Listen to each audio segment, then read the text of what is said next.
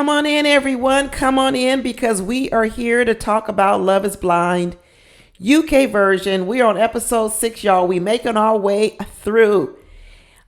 We started off. This is the episode where we're going to get to see what's going on back in their home cities, their home towns. What's it called in London? Are they called towns? Townships? I don't know what they're called. But as soon as the episode came on, we got to see Speedo Steve again. Well, he is a gym owner, y'all. So what do you expect? Speedo Steve. That's what I'm going to call him. He was up there asking his wife, Sabrina, do you want to join me down here on the floor for these sit-ups? She said, no, thank you. She said, no, thank you. But so far, Speedo Steve and One Piece Sabrina, that's what I'm calling her, One Piece bathing suit, swimsuit Sabrina. So far, they're going okay. We'll see when they get back home. Remember, Sabrina was the one that said she really doesn't want any kids.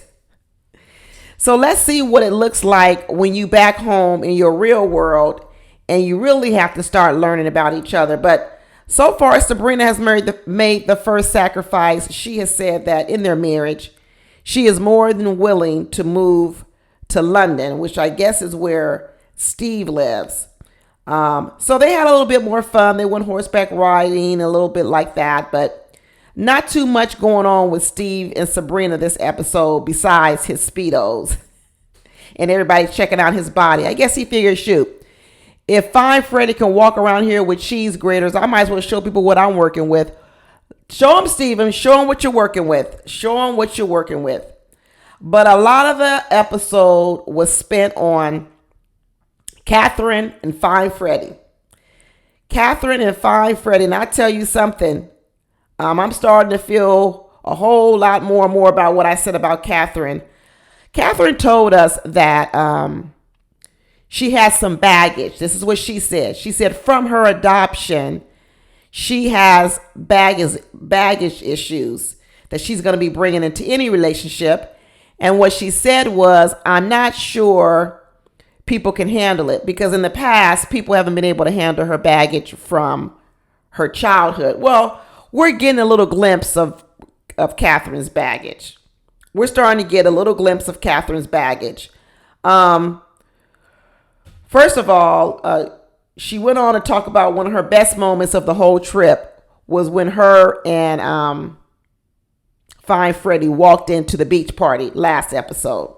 That was her best moment. Really? The moment when you were seen by everyone, that's your best moment? Girl, I tell you, these people, if you ever want to sniff out a person who's got pride, ego, all this stuff, just listen to what they say. Her whole best moment of her whole Corfu, Greece was a moment where she could be seen. Okay, girl.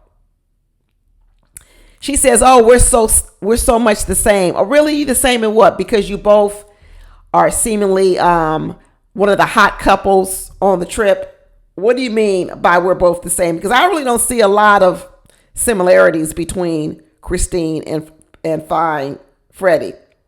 I really don't see a lot of similarities. But she definitely trying to knock Freddy down a peg or two. Every time Catherine gets a chance, she definitely wants to knock Freddy down a peg or two. Because like I said last episode, Christine is intimidated by Freddy's looks. And his looks make her more insecure. She said she was already insecure. And these looks make her even more insecure. Let me tell you, you got to be a secure woman to be with a fine man. Because you're going to be doubting yourself. You're going to be wondering, good Lord, is every woman going to be coming after my man? And so I told y'all last week, I believe that part of all that flirting going on with Ollie wasn't because she's so interested in being with Ollie. Part of it was to knock Freddy down a peg or two. She needs to let Freddy know, listen, you may have all these good looks, but I got a few tricks in my pocket to use a little bit of manipulation on you. And like I said last episode, Freddy is prime for the manipulation because she knows how to knock Fine Freddy down. In this episode, she says, you leave the toilet seat up. You leave the toilet seat up. She picking at stuff. And I'm not saying that's not a thing a lot of women would bring up, but I already know what Christine is doing. She gonna want to bring Freddy down a notch or two. At least she admitted she got doubts. At least she admitted that, said, hey, you know what? Sometimes I feel like I'm not good enough for you, because she sees the goodness in Freddy. She sees it just like I see it, just like a lot of you see it. She sees the goodness in him. He's sweet. He's kind. He's handsome. And she says to herself, geez, I'm none of these things. I'm not sweet. I'm not kind. And this man is going to be out here being able to get any woman he wants. And I don't want no arrogant man, so I'm going to have to keep knocking him down a bit or two. I see you. I see you, Christine. She said that she's had a long-term, or what I say, she's had a lot of instances of dealing with cheaters. A lot of cheaters. She said pretty much every man she ever dated cheated on her. And that has contributed to her insecurities, along with the other baggage she said she brought in was from her adoption. So she asked Freddy, do you trust me? Do you trust me? Another setup. Freddy said, well, absolutely, I trust you. Because she knew what would be next. And he would say, well, do you trust me? That was her opening. Well, I don't know if I trust you, Freddy. I need to ask a few questions yet. Well, first of all, Christine, I'm asking you right now, do you trust me? And your answer should be, yeah, I trust you, because he's giving you no reason in that moment for you not to trust him. He hasn't given you any reason not to trust him. He hasn't betrayed you in any way. In fact, Christine, you're the one that actually betrayed him. You're the one on my last video. I said the disrespect. And now here is Freddy on the hot seat again about whether or not he's trustworthy. Because like I said, Christine's whole thing is to knock Freddy down a few pegs. She needs to chip away at that perfect veneer that Freddy's wearing right now. That veneer that you're perfect on the outside, and even on the inside, I can't find anything. I mean, we're all sitting here now, and I am saying, I need to figure out what's behind Freddy. Because one thing I do know is that we've all got things about us that aren't perfect, and Freddy started to reveal a little bit of it.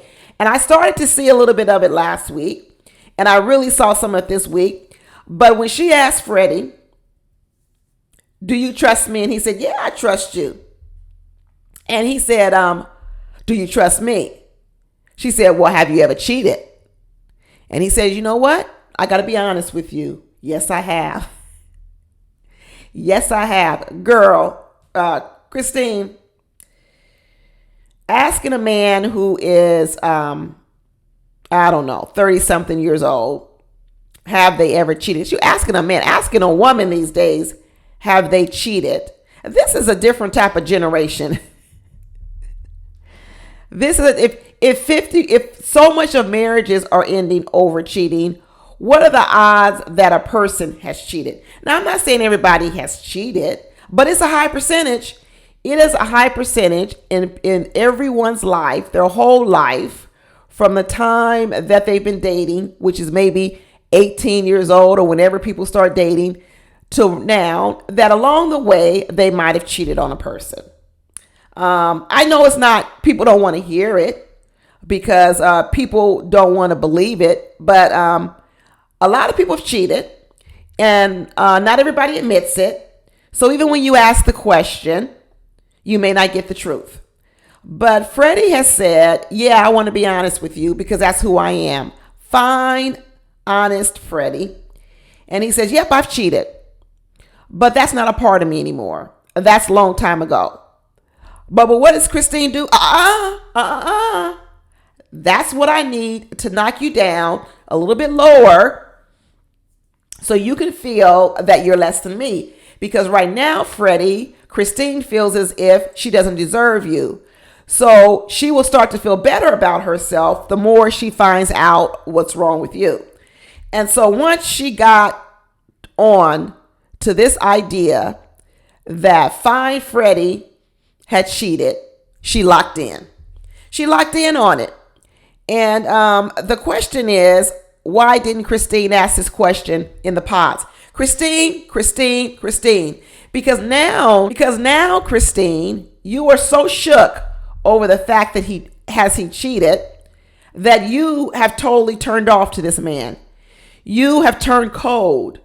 Your facial expressions are one of sorrow, of hurt, of like as if he's cheated on you. Disappointment.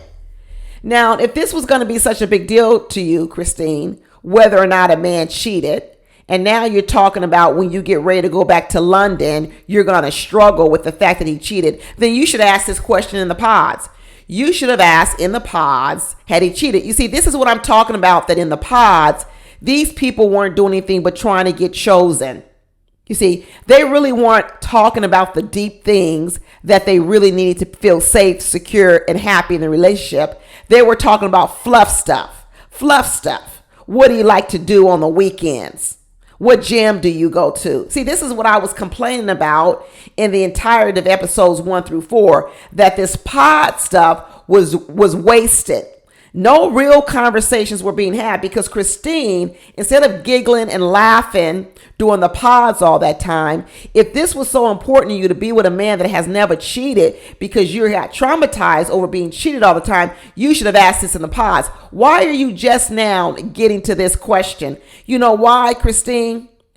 Because you didn't care about it when you were in the pods. You know why I know you didn't care about it?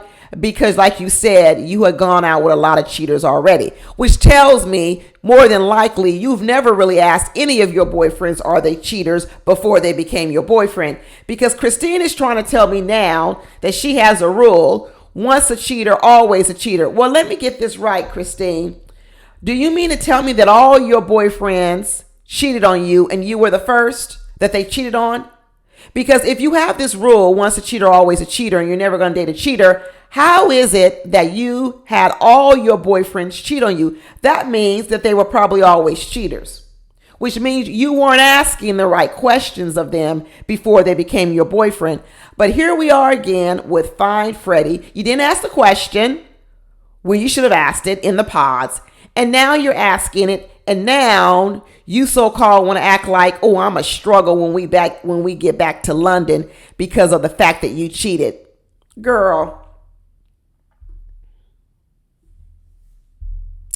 Fine Freddy, you're being manipulated. Just want to let you know.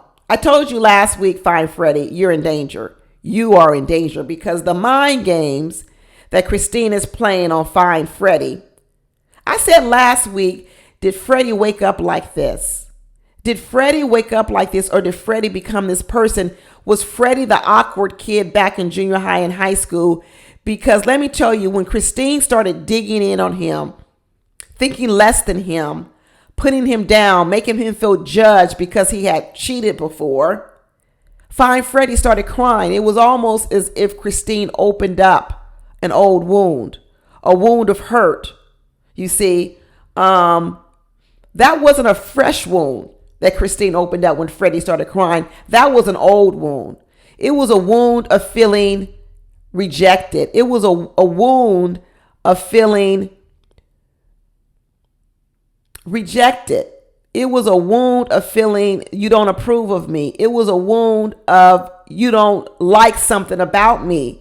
And that crying that he was doing right now in this fine Freddy body, where he could walk out this room and wink at a girl and more than likely have a lot of women line up in front of him, this fine Freddy was weeping for Christine. But was he? Like I said, Freddy has a wound that doesn't match the fine exterior. It is a wound on the inside, and Christine is starting to expose it. And she's trying to expose it for her own purpose and good, because Christine is insecure with Freddy. And what Christine has decided to do is, if I can make him feel less than, if I can make him bow down and I can then feel superior, that will make me be able to have more control over the relationship. Christine is trying to exert control over Freddy, and Freddy is falling for it. Freddy has been here before. I really do want to hear Freddy's background. Christine says, it's not all rainbows and flowers. You got to be prepared for a relationship, Freddie. This Christine is a piece of work. She's a piece of work. And she says she's still concerned. She's running around telling everybody she's concerned. And, Freddie tried to talk to Steven about it. And Steven was like, well, that's in the past. And Steven's like, that's in the past. Shoot. Line us all up. We all probably have cheated at one time or another. And we all can't be judged by it. That's what Speedo Steven is trying to tell Freddie. But Freddie was saying, well, you're not working with Christine. No, you're not working with Christine because Christine is trying to knock you down a peg or two. She absolutely is. Well, while Christine is over there trying to knock down Freddie a peg or two, Nicole said, I'm over here trying to build up Bayah. Nicole said, I'm over here trying to build my man up. I'm going to tell him that he's wonderful. Bayah is telling Nicole that she's wonderful. Bayah's heart is full. I know his heart is full because Bayah now has a place to stay, y'all. He got an address. He can receive some mail. He is going to be able not to need a P.O. box anymore. He's going to have a real address, permanent address. I know his heart is full. He and Nicole seem really, really happy together. They seem like they bonding. And Nicole says, let me give me some reassurance. Let me get some reassurance from Bayah. Bayah, do you feel it brewing between us? And what she's talking about brewing is she's talking about the sexual side. The sexual side. That's what Nicole wants. She wants it now. You could see it. I always said that Nicole was focusing on the physical, and she's ready to push the envelope forward with the physical again. I told you, Nicole, you are going to have to drag Bayah along all the time. You're always going to be in the front, and just be prepared for it. As long as you're comfortable with that position, y'all could be fine. But you're always going to be the leader. You're going to be the leader in the emotions. Now we see that is Nicole trying to lead Bayah to the bedroom. Bayah is saying, hey, I want a connection. I wanted to really, let it marinate. And Nicole is over here saying, do you feel something brewing? Are we ready to take this to the next level? But she wanted Bayah to know, but I just want to let you know, I ain't no hoe out here in these streets. I really didn't become intimate until my 20s. Dang, is that the badge of honor these days? I guess so. I guess everybody becomes intimate so early that saying I didn't become intimate until my 20s is a big badge of honor. Woo! I tell you. She says, well, I just want to let you know I'm really discriminating on who I'm with sexually. Well, I should hope so, girl. You was married. I would hope that while you was married, you was keeping it at home and you wasn't spreading it low and spreading wide. But Nicole wanted to let Bayah know that even though I want you, Bayah, I want you bad, because Nicole wants Bayah bad. I just want to let you know I don't be spreading it low and spreading it wide all around the town of London. But she does let it be known that she wants to be with him right now. And Bayah is like, let's just take it slow. And it's not because Bayah doesn't like Nicole or he's not attracted to Nicole. See, it's not like the Demi and the Ollie situation. Bayah is just slow, period. It's what I said. You're going to have to drag him along. You're always going to be in front. When you get ready to buy a house, Nicole, if you don't already have one, Bayah is going to be slow. When you get ready to go on a trip and you want to decide where you want to go, Bayah is going to be slow. When you want to make a big purchase, Bayah is going to be slow. It doesn't matter whatever junction you are in life, whatever decision has to be made, Bayah is going to be slow. Because Bayah likes to process real slowly, take his time before he decides. Maybe he's trying not to make any mistakes. Maybe he's that type of person where he's afraid to move too fast to make a mistake. So he likes to think and think and think. And then next thing you know, he has analysis paralysis. I have no idea. I don't think it's because he's not attracted to Nicole. I think it's just because he's slow, which means, like I said before, Nicole, be prepared.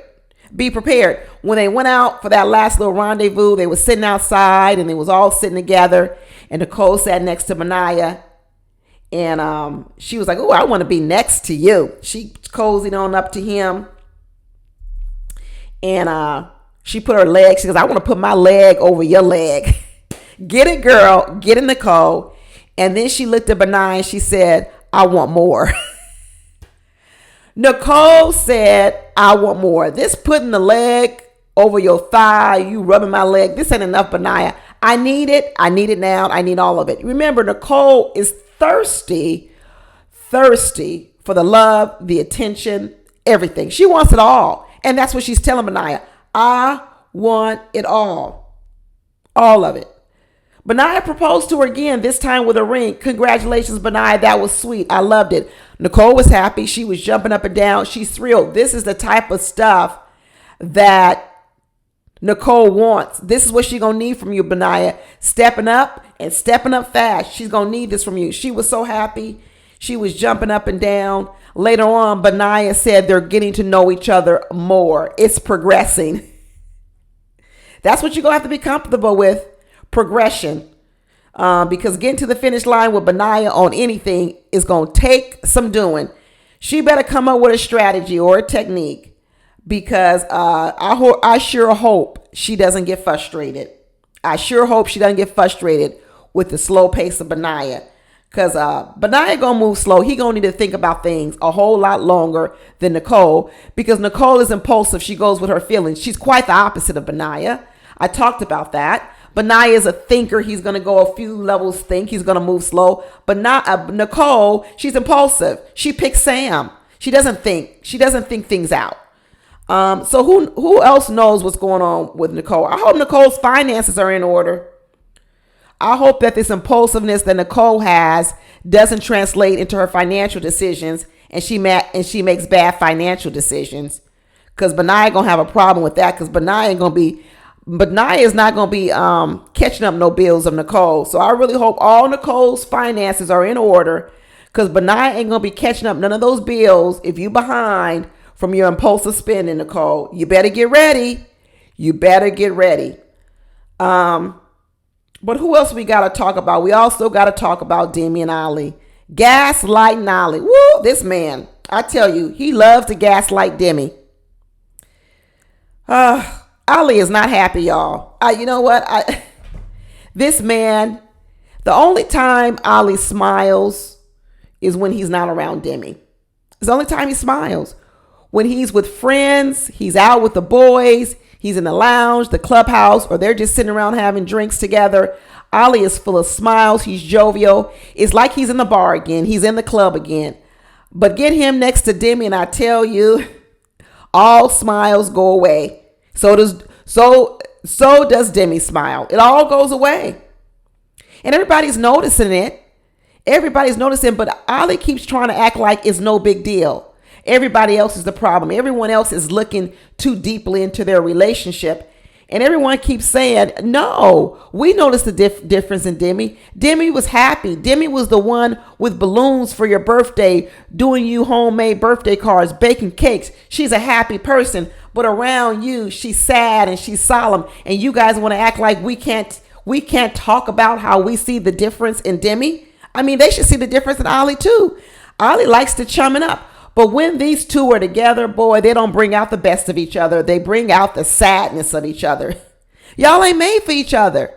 How can you be happy around other people, but then when you're together, you're sad, but you call that, well, nothing's wrong with it? Yeah, there is something wrong with it. There is something wrong when you're with someone and you can't smile and you can't laugh. He keeps talking about he doesn't like Demi's quietness.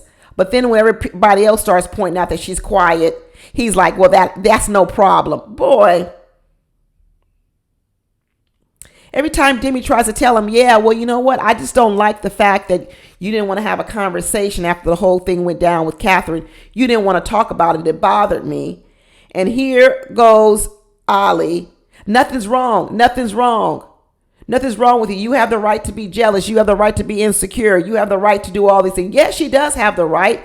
She has the absolute right to be that. But what are you going to do, Ali, to help her not be that way? What are some security, some assurances you can give her so that she doesn't always have to be in that place? We already know that Demi is very insecure. And you know, we already knew it. But our good friend Jasmine, who's going to tell it like it is. I tell you, Jasmine watches everything. She tried to point it out to Ollie, and she said, listen, Demi's very, very insecure. Very insecure. I mean, Jasmine. Jasmine was sauced up. You could tell Jasmine had a lot to drink, and her face was flushed. And even when Jasmine is sober, she gonna be in your ass. Even when she's sober, she gonna be in your ass. But now we look at Jasmine, drunk Jasmine, and Jasmine had 2 feet in the ass of Ollie. Even Bobby was trying to pull that dog back. Even Bobby was like, okay, baby, bring it on back. But Jasmine was like, Remember, Jasmine is used to dating tatted men, boys with a little rough edge around them.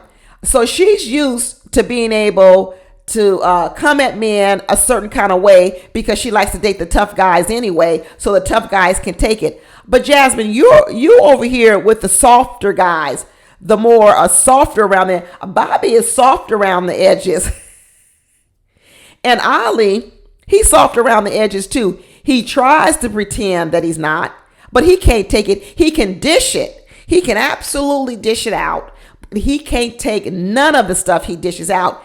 And so when Jasmine was in the ass of Ollie, he couldn't take it. He broke. He broke under the constant pressure of Jasmine telling her, show her some assurances. Admit it. Tell me right now. Do you like her? Do you like her? Do you like her? Admit it.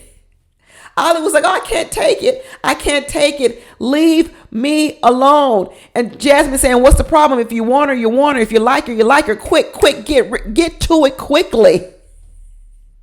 Get to it. Spit it out, Ollie. Tell us what's wrong, what's not wrong, what's going on. And I tell you, Ollie, he couldn't take it. He couldn't take it. He keeps pointing to this thing that, oh no, it's just me here in front of all these people. It's not really who we are behind closed doors. So what you trying to tell us, Ollie? You can't be yourself?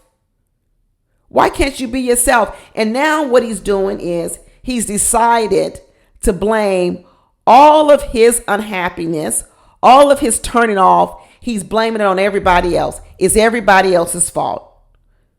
It's not his fault that he really is not attracted to Demi, because that's not really what he wants to say, because I do believe that Ollie respects Demi. I believe that he has some type of genuine like about Demi, but he doesn't have what's called that eros love. He does not have that for her. And he wished that he could. And he doesn't want to hurt her. And he cares about her feelings. Okay. And they have formed a sort of emotional bond. I believe they have, but they haven't formed the romantic connection bond. You see? And so in one way, he wants to protect her, but in the other way, he can't deny how he really feels. Ollie is always going off on his own, trying to, in a lot of ways, get away from Demi. If you notice, Ollie is always either sitting somewhere by himself, then Demi has to join Ollie, or Ollie has gone somewhere, and Demi has to chase after him. It is constantly Demi trying to draw Ollie in, constantly. And they act like because the other couples notice it, the problem is the other couples. That's not the problem. That's not the problem. You know, and he keeps saying, well, we're not touchy-feely. We don't have to be that way. We don't have to do PDA. All that flirting you were doing with Christine in the pause, and all of a sudden you talk about you not PDA. Boy, get out of here. This is why I'm saying you've got 2 people. I've already told you that Demi also covers the truth. We really got 2 people in a relationship. If y'all don't want me to call them liars no more, I'll just say they're people in denial. If that's what you want me to call them, they're in denial. They're both in denial. And as opposed to admitting that they're both in denial, they want to gaslight everybody else and act like everybody else doesn't see what we see. We see it. We see. You're not going to tell us we don't see what we see. Instead of admitting that what we see is possibly real, they want to gaslight us and act like the problem is everyone else here. And what Ollie says, well, I need to get up and get out of here. You notice he didn't say, Demi, let's get out of here together. Because if the problem, Ollie, is all of these people and you want to get away from all these people, okay, then grab the hand of your woman and say, hey, baby, let's go. because we don't need to be around this. We just fine. Then you go off together. But that's not what you do, Ollie. What you do is say, I don't want to be around these people and I'm leaving you too, Demi. That's two different things. That's two different things. When you left that little beach party, Ollie, you left Demi too. And if the problem were the people and not Demi, you would have grabbed Demi's hand and you would have left with Demi. But you didn't do that. You didn't do that. You see, that's what I'm saying. If we don't want to call him a liar, if we don't want to call these two liars that they don't know how to admit things, then let's call them in denial. Because they're not being truthful. They're not being honest with themselves and they're not being honest with us. But you're not going to gaslight me. I can see exactly what's going on. Demi over here trying to take up for Ollie with Catherine when they had their little one-on-one talking about she happy, Ollie happy. Behind closed doors, we cuddle. Everybody sees this one side of Ollie, but they don't see the side I see behind closed door. I believe you, Demi. I believe that you said. I believe that he lets you hold him. I believe all those things. Okay? But you holding him, girl, that ain't the same thing. That's not the same thing. I hug a girlfriend don't mean I want to sleep with them. That's not the same thing. Does Ollie have a sensitive side that needs to be nurtured and cared for? Absolutely. No one's saying that he doesn't have it. What we're saying is he's not sexually attracted to you. That's two different things. Him showing you his soft and vulnerable side is because he feels, guess what? That you can't hurt him. That's why he can show it to you. You see, he can show it to you because he's not afraid that you will hurt him. A lot of men don't show their vulnerable side to women because they're afraid that if they show their vulnerable side, those women will leave them and then they will be hurt. But with you, Ollie, with you, Demi, there's no risk of being hurt because Ollie doesn't really care for you. So he can show his vulnerable side. I told you what Demi will be to Ollie. Demi will be the one that Ollie talks to when the woman he really likes is hurting him or he's trying to figure out how to please that woman. That's who he'll talk to. There is no danger with Demi because he does not care for Demi in that way. So if Demi all of a sudden stopped talking to him or didn't want to be with him, the hurt wouldn't be as deep. Therefore, he can open up. He can become vulnerable with Demi. And Demi's taking that as if he really likes her. Girl, no, it's the opposite. Sorry to tell you, Demi. It's the opposite. If I hear Demi tell me one more time she's happy, or Ollie say one more time that they're happy, but yet they're not showing it and they're not smiling, Jace Louise, come on now. Even Jasmine was like, well, show it. Show it. Show me that you are happy. Stop telling me because we don't see it. We don't see any signs of happiness. All we see are sadness, solemn faces, and the two of you walking away from each other. Or should I say, Ollie walking away from you, Demi. I didn't even like when they started talking about, oh, yeah, well, when we get back to the city, that's going to be our little cocoon. Well, first of all, here they are walking back to the city of their apartment. And Ollie got one duffel bag and Demi is lugging a suitcase and her bag. Good Lord. Ollie can't even carry the woman's suitcase, roll her suitcase. She got to lug her own suitcase. All Ollie got is one duffel bag. And then when they get there, and Demi's like, yeah, it'd be great to see everyone, all our friends and different things. And Ollie said, no, not yet. Not yet. Why not, Ollie? You just said that you didn't like all those other people. Okay. Now you're at home in the safe and security of your real life. Don't you want people around you that now care about you? No. Once again, Ollie wants to keep Demi hidden in the closet. Girl, somebody go do a wellness check on Demi. Is Demi locked in the closet in that apartment? Because Ollie don't want he and Demi going anywhere together. Nowhere, period. It's sad to watch. It really is sad to watch. And Miss Jasmine and Bobby, they pick up on everything. Woo! They pick up on everything. And they be pillow talking. But you know what? Jasmine finally admitted what I knew. And she said that she's a jealous person. I told you, Jasmine's leash on Bobby is going to be tight. It's going to be tight. You better put some little lubricant on your neck, Bobby, because that leash that Jasmine is going to put on you is going to be tight. That's why I know there is no way in the world, Bobby's going to be able to keep that cruise ship job. He better start looking for a job the minute he gets home. Because there's no way Jasmine's going to feel comfortable with that man being on no Mexican Riviera cruise ship for 6 months. Absolutely not. Absolutely not. She's already telling him, you don't need to be on this phone all the time. Woo! Jasmine has said that, remember, Jasmine is dealing with PTSD. Her last boyfriend, she said, had a whole baby on her. A whole baby on her. She used to dealing with these bad boys, these rough around the edges. Now she's got this more soft around the edges Bobby. Bobby's good looking. Let me tell you something. Bobby is good looking. And Jasmine's like, I don't have a problem admitting that I'm a jealous woman. So I just want to let you know all that stuff that Ollie's doing to Demi, Bobby, it's not going to fly over here. It's not going to fly. In fact, Jasmine is probably triggered by Ollie because she probably dated a few Ollies in her day. She is probably dead. That's why she was all up in his butt talking about if you feel it, you feel it. If you feel it, you feel it, boy. Get with it. Get with it. And yeah, Bobby's got his hands full with that woman of his. I hope he can handle her. I hope he can handle her.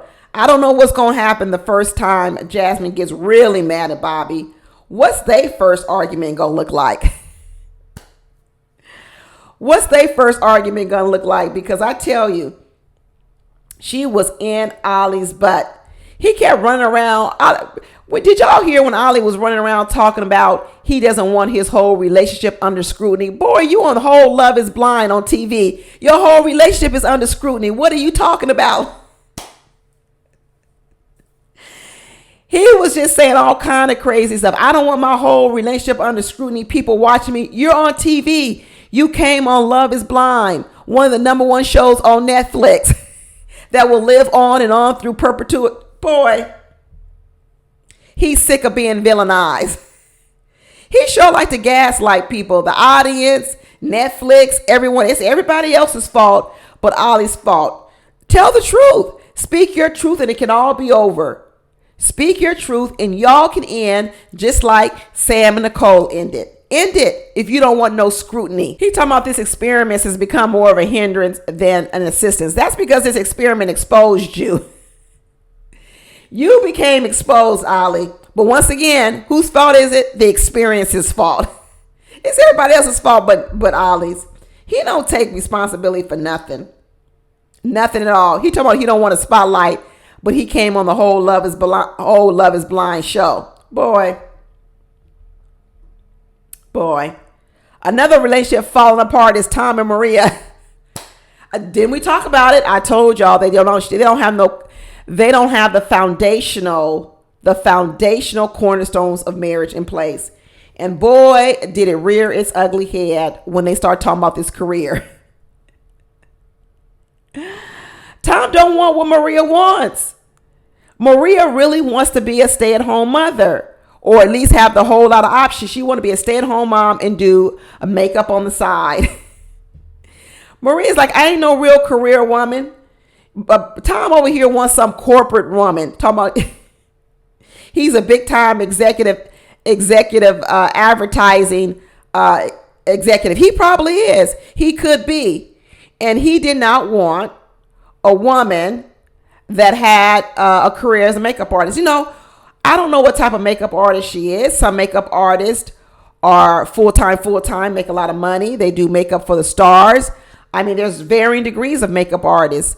You know, some of them have very lucrative business. Other makeup artists, you know, guess what? Their business is more part-time or they take gigs here and there. I have no idea what Maria's entire business is as a makeup artist. I have no idea if Maria is still being financially supported by her family, because in Muslim countries, in Muslim tradition, it would not be out of the ordinary that since Maria was still single, that her father and her family would still be paying for some of her support. That would not be out of the ordinary. It would not be out of the ordinary that Maria's income would be supplemented right now by her family. But upon being married, that would be Tom's job. You see, it would be Tom's job to take over all Maria's bills. And Maria says she's a makeup artist. And Tom is wondering, wait a minute, a makeup artist? Are you the makeup artist where you make a lot of money, where you do a makeup for the stars, or you do a makeup for brides and you're busy, you booked and busy? Or are you the makeup artist where you just get gigs here and there, and I'm going to be the one that have to make up for your salary? Tom, my prediction is it is the former, that Maria going to need some help. Maria's going to need some help. That's why she told you she wanted to be a stay-at-home mom. And when Tom told her that's not what I envision in a wife, that's not my jam, Maria should have listened. Maria should have listened. Instead of Maria saying, that's okay. Well, I don't mean I'm going to be a stay-at-home mom, but I would want to be home with my children a year or two. What Maria should have asked was why. What are your thoughts surrounding around money and how roles are in families? Are you 50-50? What does it look like? That's what she should have asked, but she didn't ask any follow-up questions because what Maria wanted to do was be chosen. Now Maria's sitting over here realizing that what she really wants out of a marriage, she's not going to get.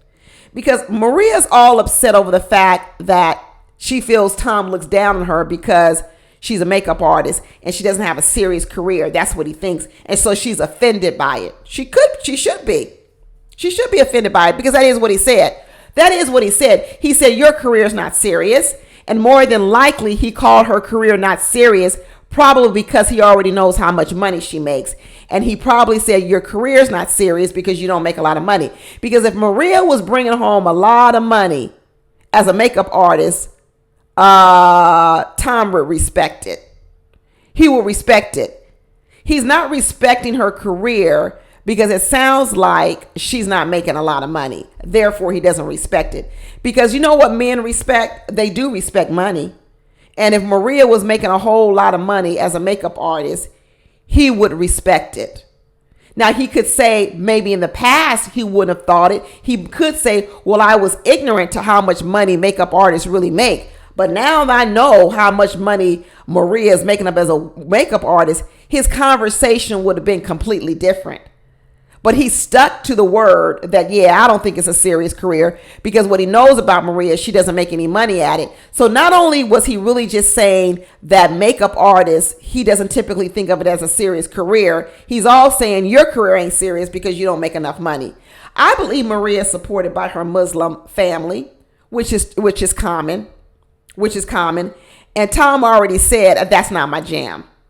That's not my jam. So let me tell you, they slid real fast. I mean, the wheels of that plane from Corfu, Greece, weren't on the ground for more than a couple of hours before these two were going at it in the bedroom.